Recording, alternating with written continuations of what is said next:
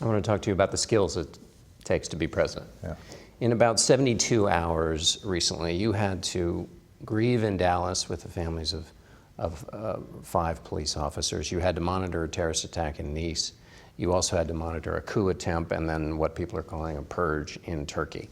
Given that that's what a president has to deal with, what attributes should we be looking for in the candidates who are running for president to handle those kinds of days?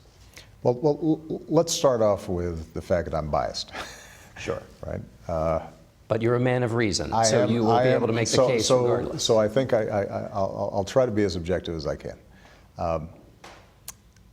And I've thought about this. You know, the first thing I think the American people should be looking for is somebody that can build a team and create a culture that knows how to organize it and move the ball down the field. And the reason for that is because no matter how good you are as president, you are overseeing 2 million people and $1 trillion plus budget and the largest organization on earth. And you can't do it all by yourself. And so you are reliant on really talented, hard-working, skilled people and making sure they're all moving in the same direction. And doing it without drama and not worrying as much about, you know, who's getting credit and creating all those good habits inside of an organization, I think are critical. The second thing I think a president needs is a sense of discipline. Personal discipline in terms of doing your homework and knowing your subject matter and being able to stay focused.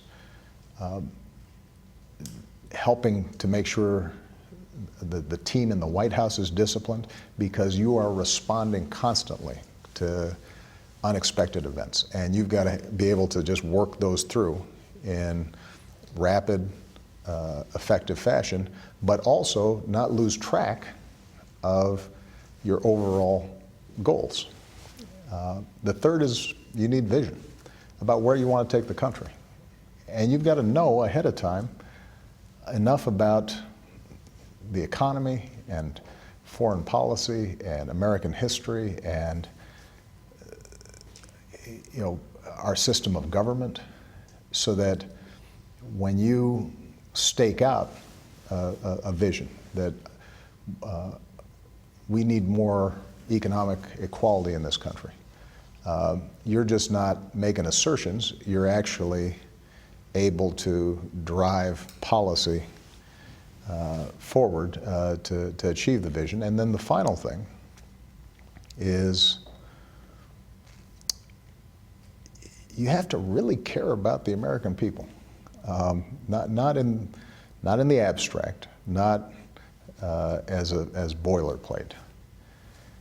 But you have to really every single day want to do your best for them. Because if you don't have that sense grounding you, you will be buffeted and blown back and forth by polls and interest groups and voices whispering in your heads, and you will lose your center of gravity. You will lose your moral compass. But if you really are here because, man, I want to make sure that woman who's working really hard is getting paid a decent wage. I really want that family with a sick kid to make sure they're not losing their home. Then, even when things go bad, and there are going to be times in this job where things go bad, you have a frame of reference. You know why you're doing it, and that means also that you can push through and do some things that may not be politically popular initially. In 2008, a lot of your supporters said, look at the way he ran his campaign. If he runs the presidency like his campaign, he's going to be in good shape. Why isn't that true for Donald Trump, who's run a pretty remarkable campaign, beating 16 other politicians? Well, in 2008, I don't think they were referring merely to the fact that I had won. I think they were referring to the fact that we built a really good team. We were really well organized. We had a great culture that there was no whiff of scandal to how we approached getting elected. We told the truth. So there were a bunch of things that hopefully showed the kind of White House I'd run, and I think we've been pretty consistent in doing that.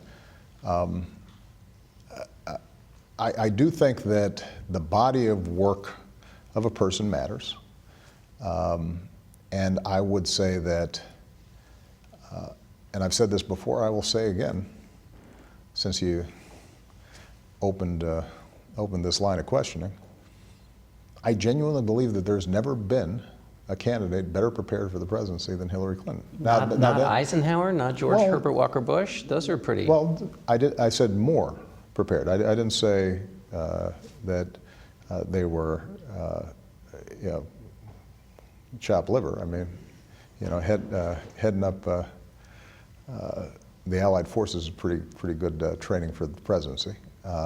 And I'm huge admirers of both Eisenhower and Herbert Walker Bush. In fact, I think that George H.W. Bush is one of the most underrated presidents we've had. I think he was and is a really good man. But the skill sets that Hillary has are similar to many of the skill sets that they had. Experience in government, experience in working with a wide range of people, solving big, difficult problems, familiarity with the world. You know, the truth is that Hillary and I have become friends, but we're not bosom buddies. You know, we don't go vacationing together. I think that I've got a pretty clear-eyed sense of both her strengths and her weaknesses. And what I would say would be that this is somebody who knows as much about domestic and foreign policy as anybody, is tough as nails, is motivated by what's best for America and ordinary people, understands that in this democracy that we have,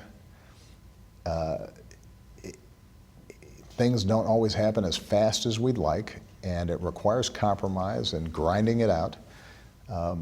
She's not always flashy, and there are better speech makers, but she knows her stuff. And more than anything, that is what is ultimately required to do a good job in this office. We'll have more of our interview in our next half hour. Stay with us.